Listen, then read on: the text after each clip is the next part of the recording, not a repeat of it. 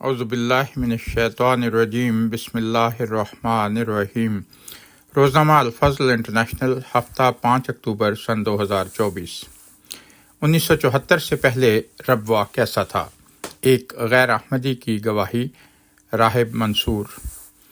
1947 میں جماعت احمدیہ کے دائمی مرکز قادیان دارالمان سے ہجرت کے بعد پاکستان میں ربوہ جماعت کا مرکز بنا اور محدود ترین مادی وسائل کے ساتھ بسائے گئے اس شہر اور اس کے باسیوں نے وہ زندہ معجزہ دکھایا کہ خلافت کی قیادت میں اسلامی اقدار اور بہترین شہری روایات کا عمدہ نمونہ قائم کر دیا، اور دیکھتے ہی دیکھتے ربوہ ایک مثالی شہر بن گیا۔ آج کل پاکستان کے گلی کوچوں میں اور سوشل میڈیا پر 1974 کے حالات کا من گھڑت اور جھوٹا پس منظر بتانے والوں کی پھیلائی ہوئی غلط فہمیوں کے ازالہ کے لیے ذیل میں ایک غیرت جماعت مہمان کے تاثرات پیش ہیں۔ 1974 میں بلوائیوں کی طرف سے ایک مطالبہ یہ بھی تھا کہ ربوہ کو کھلا شہر قرار دیا جائے کیونکہ احمدیوں نے یہاں ریاست کے اندر ریاست قائم کر رکھی ہے وغیرہ۔ اس معزز مہمان نے 1968 میں ربوہ میں 2 ہفتے گزارے اور گواہی دی کہ میری تمام فرقوں سے دستبستہ درخواست ہے کہ وہ اپنے اندر جماعت احمدیہ کسی تنظیم، احکام شرع کی پابندی اور تبلیغ اسلام کا جذبہ پیدا کریں اور اپنے عالم دین کی اطاعت مطلقہ کریں تو کوئی وجہ نہیں کہ اسلام کا کیوں نہ دنیا میں بول بالا ہو اور اسلام تمام روئے زمین کے انسانوں کا چہیتا مذہب بن جائے۔ پاکستان میں نئی نسل کو احمدیت اور ربوہ کی تاریخ کی درست معلومات دینے کی خاطر ذیل میں اس معزز مہمان مکرم میر اسد علی BA LLB advocate Hyderabad Deccan Bharat کا مضمون پیش کیا جاتا ہے۔ یہ معزز مہمان دراصل پاکستان کے مشہور شیعہ لیڈر علامہ رشید ترابی صاحب مرحوم وفات 18 دسمبر 1973 کے قریبی عزیزوں میں سے تھے، اور خود اس پائے کے انسان تھے کہ حیدرآباد دکن میں قائم نظام کی حکومت کے زمانے میں ڈپٹی کلیکٹر کے عہدے پر فائز رہے۔ نیز بھارت کی ریاست آندھرا پردیش کی بار کونسل کے ریکارڈ کے مطابق ریاست کی ہائی کورٹ کے ایسے رجسٹرڈ وکلاء میں سے تھے جو وکالت نہیں کر رہے تھے۔ اعجاز پرنٹنگ پریس حیدرآباد انڈیا سے شائع شدہ میر اسد علی صاحب کی کتاب معروضہ خیال سے بھی ان موصوف کی اہلیان اسلام کے لیے دردمندی کا اندازہ ہوتا ہے۔ مثلاً اس مختصر کتابچہ کے آغاز میں لکھتے ہیں کہ مسلمانوں کی 90% آبادی علم دین سے بے بہرہ ہے۔ اس کی اصلی وجہ علماء دین کے حق کو چھپانے کی پالیسی ہے۔ صفحہ نمبر 1۔ اسی طرح آخر پر بعض کتب احادیث کا ذکر کرنے کے بعد لکھتے ہیں کہ مسلمان عام طور پر ان سے واقفیت رکھتے ہیں اور نہ پیروی و اتباع کرتے ہیں۔ جو لوگ ان احادیث کی پیروی کرتے ہیں ان کو خارج الاسلام اور کافر سمجھتے ہیں۔ خدا ایسے مسلمانوں پر رحم فرمائے اور اتباع رسول صلی اللہ علیہ وسلم کی توفیق عطا فرمائے، کیونکہ زندگی کے 150 سال کسی طرح گزر جائیں گے مگر آخرت کی طولانی مدت کی فکر عین عقل مندی ہے۔ مرد آخرت بھی مبارک بندہ است۔ صفحہ 38-39۔ میر اسد علی صاحب کو اپنے سفر پاکستان کے دوران جماعت احمدیہ کے عالمی مرکز ربوہ جانے کا بھی اتفاق ہوا۔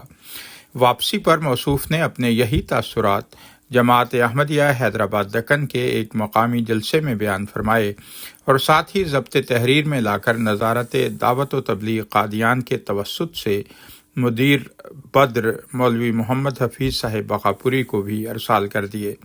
یہ تاثرات اولاً اخبار بدر قادیان کے 12 ستمبر 1968 کے شمارے میں اور پھر ان کی افادیت کے پیش نظر دوبارہ 24 اکتوبر سن 1968 کے شمارے میں شائع ہوئے، اور یہی تاثرات تاریخ احمدیت کی جلد 24 کے صفحہ 570 سے 578 پر بھی شائع شدہ ہیں۔ ان تاثرات سے 1968 کے ربوہ کا ایک حسین اور ولولہ انگیز نقشہ آنکھوں کے سامنے پھر جاتا ہے۔ یہ معزز مہمان لکھتے ہیں کہ مجھے ربوہ جانے کا اتفاق ہوا۔ میں نے جو چیزیں عام افواہ کے خلاف دیکھیں ان کا اظہار سطور ذیل میں کر رہا ہوں تاکہ اسلامی فرقوں میں اتحاد ہو اور دیگر فرق اسلامی اس اعلیٰ درجے کی عملی زندگی، تنظیم اور تبلیغ کو اپنائیں۔ وما علینا الا البلاغ۔ ربوہ کی بستی۔ ربوہ لاہور سے تقریباً 100 میل بجانب جنوب مغرب شہر سرگودھا سے قریب دریائے چناب کے کنارے 3 جانب چھوٹی پہاڑیوں سے گھرا ہوا واقع ہے، جو جماعت احمدیہ کا صدر مقام ہے۔ یہاں اندرون پاکستان اور مغربی ممالک کی احمدی جماعتوں کے تنظیمی اور تبلیغی شاندار دفاتر ہیں جو سلیقے سے تعمیر ہوئے ہیں اور خوبصورت لانس اور پھلواریوں سے مزین ہیں۔ اس کی آبادی 15,000 بتلائی جاتی ہے۔ تقریباً کئی سو مکانات پختہ اور دیدہ زیب ہیں جن میں عصری ضروریات مہیا ہیں۔ باقی مکانات اوسط درجے کے مگر پختہ ہیں۔ آبادی کو ایک پلان کے تحت بسایا گیا ہے۔ اس کو بسانے کی ابتدا 15 برس ادھر کی گئی اور اس قلیل عرصے میں اس قدر ترقی کارکنان جماعت احمدیہ کی سلیقہ شعاری اور انتھک کوششوں کی دلیل ہے۔ تقسیم ہند کے فوراً بعد نظر تحفظ قادیان کی احمدی آبادی کو بہزار دقت لاہور منتقل کیا گیا۔ حضرت امام صاحب جماعت احمدیہ کو فکر دامنگیر ہوئی کہ اپنی جماعت کو لاہور کی رنگینیوں سے دور رکھا جائے۔ حضرت موصوف نے اس منتقلی آبادی سے پہلے خواب دیکھا تھا کہ وہ ایک ایسے مقام پر ہیں جو بلندی پر واقع ہے اور اس کے ایک جانب دریا بہہ رہا ہے اور 3 جانب چھوٹی چھوٹی پہاڑیاں ہیں۔ لاہور آنے کے بعد ایسے مقام کی تلاش کرائی گئی۔ 1 سال کی جستجو کے بعد اس مقام کو بعد معائنہ پسند فرمایا اور حکومت سے تقریباً 1200 ایکڑ اراضی جو ہمیشہ سے ویران رہتی تھی خرید لی۔ زمین بہت شور ہے اور بیشتر مقامات پر کھاری پانی دستیاب ہوتا ہے جو پینے کے لیے ناموزوں اور دیگر ضروریات کے لیے بھی غیر مطبوع ہے۔ اس کے باوجود موجودہ لانس اور پھلواریوں کو دیکھ کر بے ساختہ زبان سے نکل جاتا ہے، زمین شور سنبل برنیارد کون کہتا ہے۔ ربوہ قرآن کا لفظ ہے اور بلندی کے معنوں میں استعمال ہوا ہے۔ چونکہ یہ مقام بلندی پر واقع ہے اور قرآن میں حضرت عیسیٰ علیہ السلام کے تعلق سے مستعمل ہوا ہے، ہو سکتا ہے کہ حضرت مرزا غلام احمد صاحب قادیانی، جنہیں مسیح موعود علیہ السلام مانا جاتا ہے، کہ خلفاء نے ادبی نقطہ نظر سے بھی یہ نام پسند کیا ہو۔ ربوہ کی آبادی لاہور سرگودھا کی شاہراہ پر واقع ہے۔ اس آبادی سے 2-3 میل کے فاصلے پر دریائے چناب بہتا ہے جس پر ریل کا پل ہے، جس کے اوپر موٹروں اور دیگر سواریوں کے گزرنے کے لیے سڑک تعمیر کی گئی ہے۔ یہ پل لاہور لائل پور جیسے مقامات کو سرگودھا سے جو ایک مقام ہے ملاتا ہے۔ اس آبادی کی خصوصیت یہ ہے کہ بغیر حکومت کی امداد کے جماعت احمدیہ نے اس بستی کو اپنے فنڈ سے بسایا ہے۔ سڑکیں، مکانات، بازار وغیرہ جماعت کے ذاتی تعمیر کردہ ہیں۔ اس آبادی میں بھی جیسا کہ پنجاب بھر میں قدم قدم پر ہینڈ پمپس ہیں، پانی ہینڈ پمپ سے کثیر مقدار میں فراہم ہوتا ہے۔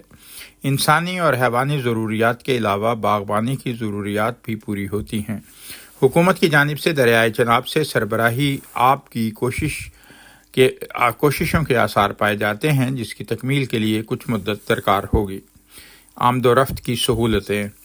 شاہراہ پر ہر وقت بسیں چلتی ہیں جو سرگودھا اور لائل پور کو ملاتی ہیں۔ بسیں آرام دہ اور تیز رفتار ہیں، کرائے کم ہیں۔ اس کے علاوہ یہاں ریلوے اسٹیشن بھی ہے جو حال میں تعمیر ہوا ہے اور مقامی ضروریات کے لیے کافی ہے۔ ریلوے لائن آبادی کو 2 حصوں میں تقسیم کرتی ہے، جس پر تیز رفتار ٹرینیں بھی چلتی ہیں اور یہاں سے لاہور اور کراچی کو بھی آسانی سے جایا جا سکتا ہے۔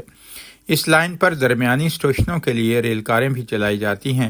ایک ڈاک خانہ اور تار گھر بھی ہے۔ جماعت کے اخراجات سے ایک اچھا ہاسپٹل بھی تعمیر کیا گیا ہے جس میں اطراف و اکناف کے لوگ بغرض علاج آتے ہیں۔ یہ دواخانہ قابل ڈاکٹروں کی زیر نگرانی ہے۔ شہر کا نقشہ۔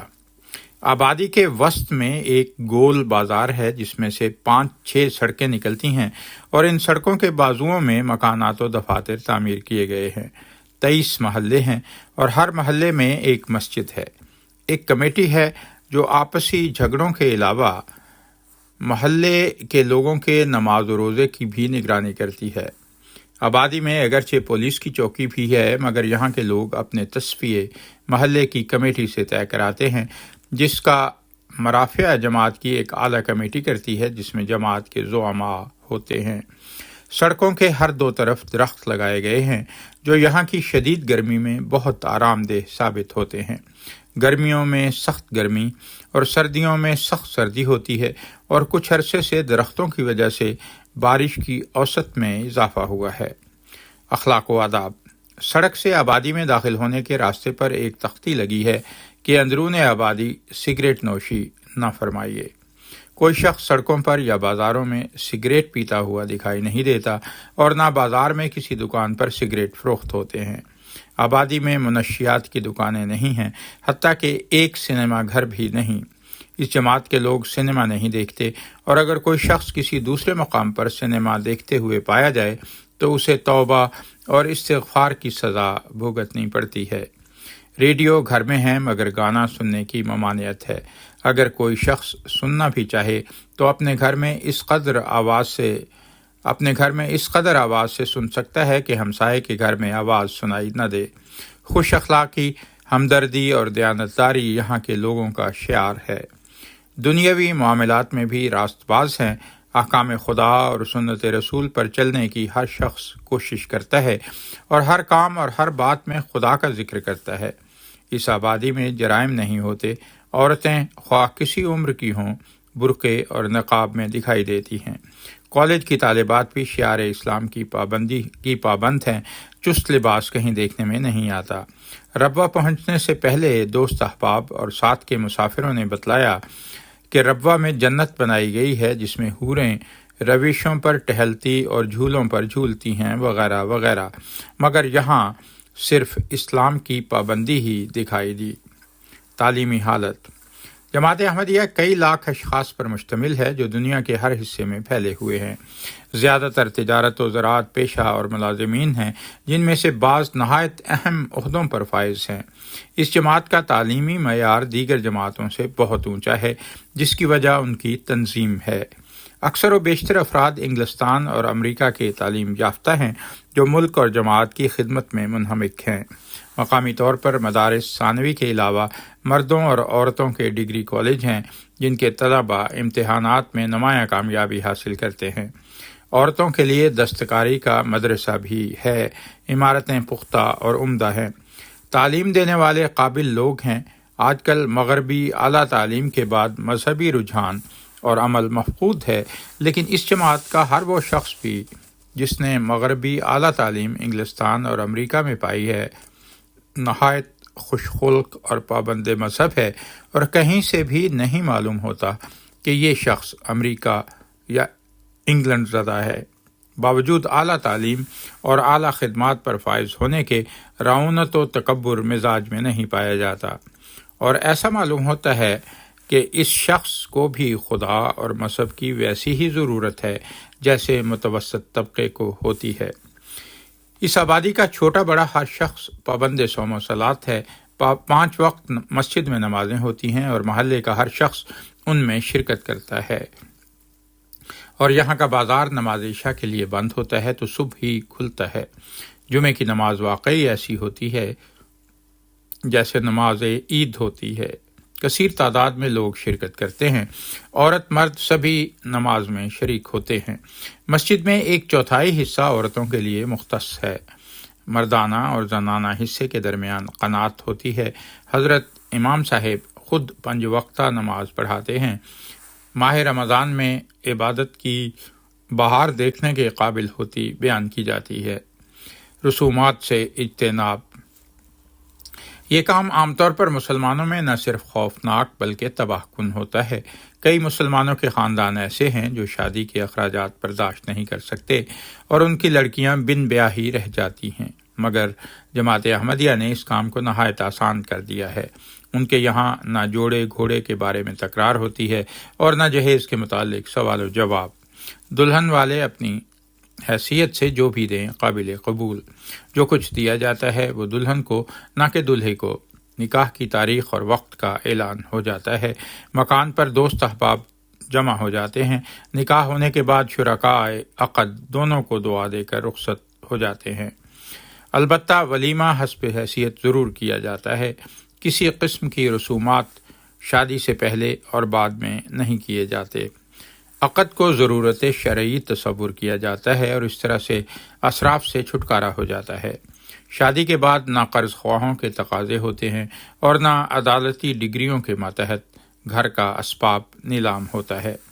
موت واقع ہو جانے کی صورت میں مسجد میں اعلان ہو جاتا ہے، دوست احباب اور عزیز و اقارب پرسے کے لیے گھر پر جمع ہو جاتے ہیں۔ صرف مرنے والے کے لیے کفن اور قبر کے اخراجات حسب حیثیت کیے جاتے ہیں جو زیر بار کن نہیں ہوتے۔ البتہ مرنے والے کے عزیز و اقارب قبر پر جا کر مرنے والے کے لیے دعا کرتے رہتے ہیں۔ چہلم کے روز 40 قسم کے کھانوں سے یہ حضرات محروم ہیں۔ اس جماعت کی عورتیں پردے کی پابندی کرتی ہیں، گھر سے باہر برقعے کے بغیر کوئی عورت دکھائی نہیں دیتی۔ اردو زبان باوجود پنجابی ہونے کے اس آبادی کے چھوٹے بڑے کی زبان اردو ہے اور شستہ اردو بولتے ہیں۔ نے کا استعمال کافی تعداد میں اردو گرامر کے خلاف ہوتا ہے۔ بئی ہما اردو میں مروجہ فارسی اور عربی کے الفاظ گفتگو میں صحیح طور پر استعمال کیے جاتے ہیں۔ قرآن مجید کی تفسیر اردو میں کئی جلدوں میں لکھی گئی ہے اور بیشتر تصنیفات اردو ہی میں ہیں۔ جذبہ اثار و قربانی، یہ جذبہ اس جماعت میں درجہ کمال کو پہنچا ہوا ہے۔ جب کبھی جماعت کو اپنی جماعت کے کسی شخص کی خدمات کی ضرورت ہوتی ہے تو وہ حضرت امام صاحب کے حکم کی تعمیل میں فوراً اپنے نفع و نقصان کا خیال کیے بغیر جماعت کی خدمت کے لیے حاضر ہو جاتا ہے۔ اس وقت ربوہ میں کئی ایسے افراد ہیں جو بڑی بڑی ملازمتیں چھوڑ کر جماعت کی خدمت کر رہے ہیں، گو جماعت ان کی خدمت کا قلیل معاوضہ دیتی ہے۔ کئی اشخاص ایسے ہیں جنہوں نے اپنی جائیدادیں جماعت کے حق میں ہبہ کر دیں۔ چودھری ظفر اللہ خان صاحب کے ایثار اور قربانی کی مثال نہ صرف قابل تعریف ہے بلکہ ہر فرقے کے صاحب جاہ و ثروت کے لیے قابل تقلید ہے۔ ان کی جائیداد کا اکثر حصہ جماعت کے حق میں وقف ہے اور آمدنی کا بھی بڑا حصہ جماعتی کاموں پر صرف ہو رہا ہے۔ انہی پر موقوف نہیں ہے بلکہ جماعت کے بڑے سے بڑے آدمی پر لازم ہے کہ وہ کم از کم 15 روز مواضعات میں جا کر درس کلام مجید دے، اور وہ بھی اپنے صرفہ پر۔ جائے غور ہے کہ ہر سال اپنے کاروبار کو چھوڑ کر خدمت دین کرنا کس قدر بڑا ایثار اور قربانی ہے۔ کیا اس کی مثال کسی دوسرے فرقے میں مل سکتی ہے؟ دینی کارنامے، اس جماعت نے اپنے 23 محلوں میں ہر محلے کے لیے ایک ایک مسجد تعمیر کر دی ہے، اور ایک بہت شاندار مسجد جس کا نام مسجد اقصیٰ ہے سالانہ اجتماع کے میدان میں زیر تعمیر ہے، جس کی تعمیر کے اخراجات ایک صاحب خیر نے اپنے ذمہ لیے ہیں، جس کا اندازہ 5-6 لاکھ روپے ہے، اور اس نے اپنا نام پردہ اخفاء میں رکھنے کی خواہش کی ہے۔ ربوہ کے علاوہ بیرون ملک مثلاً امریکہ، انگلستان، ڈنمارک، جرمنی، جنوبی افریقہ کے بیشتر مقامات میں مساجد تعمیر کروائی ہیں۔ بیرونی ممالک میں کسی قدر اخراجات ہوئے ہوں گے، ہر پڑھا لکھا شخص اندازہ کر سکتا ہے۔ کلام مجید کے یورپ کی 14 زبانوں میں ترجمے کیے گئے ہیں۔ ہندی کا ترجمہ ابھی زیر تکمیل ہے۔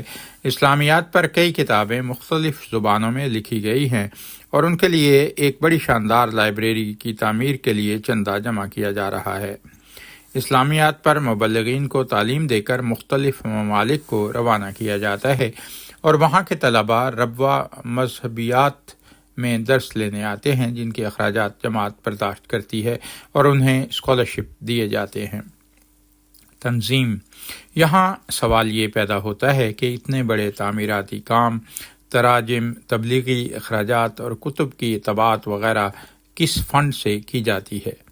بیان کیا جاتا ہے کہ جماعت کے ہر فرد پر لازم ہے کہ وہ 6.25% سے لے کر 10% تک اپنی آمدنی بطور چندہ جماعت کو دے، جس کا اندازہ تقریباً 1 کروڑ روپے سالانہ ہوتا ہے۔ ان تنظیمی کاموں کے انصرام کے لیے متعدد دفاتر قائم کیے گئے ہیں، جن کی شاندار عمارتیں ہیں اور ان میں کام انجام پاتا ہے۔ مختلف محکمہ جات ہیں جن میں اردو، عربی اور انگریزی جاننے والے اہلکار اور عہدیدار ہیں، اور اپنے فرائض منصبی فرض شناسی سے انجام دیتے ہیں۔ اگر کوئی رکن 6 ماہ تک چندہ ادا نہ کرے تو آئندہ اس کا چندہ قبول کرنے سے انکار کیا جاتا ہے، جو اس کے لیے جسمانی سزا سے کہیں بدتر ہے۔ اس کو توبہ و استغفار کی سزا بھگتنی پڑتی ہے، جس کے بعد اس کی کوتاہی کو معاف کیا جاتا ہے۔ احکام کی خلاف ورزی کی صورت میں سزائیں بھی دو قسم کی دی جاتی ہیں، ایک یہ کہ چندہ لینے سے انکار کیا جاتا ہے، دوسرے یہ کہ بلحاظ نوعیت جرم کرنے والے کو مسجد میں چند دن توبہ و استغفار کرنی پڑتی ہے۔ قابل صد آفرین ہیں وہ لوگ جو جماعت کے احکام کی پابندی کرتے ہیں، کیونکہ حکومتوں کی عبرتناک سزاؤں کے باوجود بھی لوگ جرم کرنے کی جسارت کرتے رہتے ہیں۔ سالانہ اجتماع ماہ دسمبر کے آخری ہفتے میں ہوتا ہے اور بیان کیا جاتا ہے کہ 70-80 ہزار آدمی شرکت کے لیے جمع ہوتے ہیں۔ سمجھ میں نہیں آتا اس قدر کثیر تعداد میں لوگ اس چھوٹی سی بستی میں کیوں کر ٹھہرائے جاتے ہیں جبکہ سردیاں اپنے شباب پر ہوتی ہیں۔ علاوہ ازیں اتنے اشخاص کے کھانے پینے کا انتظام کیوں کر کیا جاتا ہے؟ بیان کیا جاتا ہے کہ ہر ایک کو گھنٹے 1.5 گھنٹے میں کھانا تقسیم کر دیا جاتا ہے۔ اس سے اندازہ لگایا جا سکتا ہے کہ اس جماعت میں کس قدر منظم طریقے پر کام ہوتا ہے۔ اس اجتماع میں امیر سے امیر اور غریب سے غریب کھانا لنگر خانے سے کھاتا ہے، اور ان میں ہزاروں افراد ایسے ہوں گے جو اپنے گھروں میں نفاست سے کھانے کے عادی ہوں گے۔ مہمان خانہ یا لنگر خانہ ایک وسیع کمپاؤنڈ میں پختہ عمارت ہے جس کے جانب مغرب طویل اور وسیع ڈائننگ ہال ہے اور جانب شمال کئی کمرے ہیں جن میں مہمان ٹھہرائے جاتے ہیں۔ جانب جنوب بڑے بڑے ہال اور جانب مشرق 5-6 فیملی کوارٹر ہیں جن میں ایسے مہمان جن کے ساتھ اہل و عیال ہوں مقیم رہ سکتے ہیں۔ بیان کیا جاتا ہے کہ اسی لنگر خانے سے سالانہ اجتماع کے خورد و نوش کا بھی انتظام کیا جاتا ہے۔ ملازمین مہمان خانہ منکسر المزاج، ہمدرد اور فرض شناس ہیں جو مہمان کی ضروریات کی فوری تکمیل کرتے ہیں۔ اس لنگر خانے کا سالانہ بجٹ 1 لاکھ روپے بیان کیا جاتا ہے۔ قبرستان آبادی کی جانب مشرق سڑک کے اس پار پہاڑیوں کے دامن میں قبرستان کے لیے ایک وسیع میدان ہے جس میں موجودہ امام صاحب کے پیشرو کی قبر ہے۔ مزار مبارک کے اطراف دیگر قبریں ہیں جن کی خصوصیت یہ ہے کہ کتبہ پر مرنے والے کی زندگی کے اہم واقعات کندہ ہیں۔ قبریں سلیقے سے بنائی گئی ہیں اور قطار در قطار ہیں۔ اس کو خوبصورت بنانے کے لیے پھولوں کے اور سایہ دار درخت لگائے جا رہے ہیں۔ حضرت امام جماعت احمدیہ حضرت مرزا ناصر احمد صاحب خلیفۃ المسیح الثالث رحمہ اللہ ناقل۔ حضرت صاحب علوم مشرقیہ کے ماہر ہیں اور علوم مغربی کی تعلیم انگلستان میں پا کر فارغ التحصیل ہونے پر امامت پر فائز ہونے سے پیشتر درس و تدریس میں مشغول رہے۔ مقامی کالج کے پرنسپل تھے۔ اس وقت سن شریف 60، دراز قامت، گٹھیلا جسم، خوبصورت ہنسمکھ چہرہ جس سے تقدس ٹپکتا ہے، اپنی جماعت کے تقریباً ہر فرد کی نجی زندگی سے واقف اور اس کے اچھے برے حالات میں اس کے ساتھی ہیں۔ آپ کی رہائش گاہ کے متصلہ بڑی مسجد ہے۔ اس میں 5 وقت نماز پڑھاتے ہیں اور باقی وقت انتظامات مقامی اور ممالک بیرونی میں مشغول رہتے ہیں۔ مبلغین کی ساری رپورٹیں بذات خود ملاحظہ فرما کر ہدایات تحریر فرماتے ہیں۔ ملاقات کے متمنی اشخاص سے خوش اخلاقی سے پیش آتے ہیں۔ وسیع معلومات سے ان کے علمی تبحر کا پتہ چلتا ہے۔ علاوہ دنیاوی اور دینی کے علم و لبدان سے واقف ہیں۔ طب یونانی اور انگریزی بھی جانتے ہیں۔ باوجود کثیر جائیداد کے مالک ہونے کے نہایت سادہ زندگی بسر کرتے ہیں اور اپنی جائیداد کا متعدد بے حصہ جماعت کی فلاح و بہبود پر صرف فرماتے ہیں۔ کئی زبانوں پر بھی عبور رکھتے ہیں۔ ان کی مقناطیسی شخصیت اور کردار نے ساری جماعت کو مسحور کر رکھا ہے اور ان کی رہنمائی اور قیادت میں ساری جماعت شرع محمدی پر کاربند اور عامل ہے۔ جماعت کا اخلاقی معیار بہت بلند ہے اور احکام اسلام کی پابندی کا فیصد تقریباً 100% ہے جس کی نظیر نہیں ملتی۔ ہر فرقے میں خال شخصیتیں پابند شرع ہوتی ہیں، مگر پوری جماعت کو اسلامی تعلیمات کا نمونہ بنانا آپ کی ایک کرامت ہے۔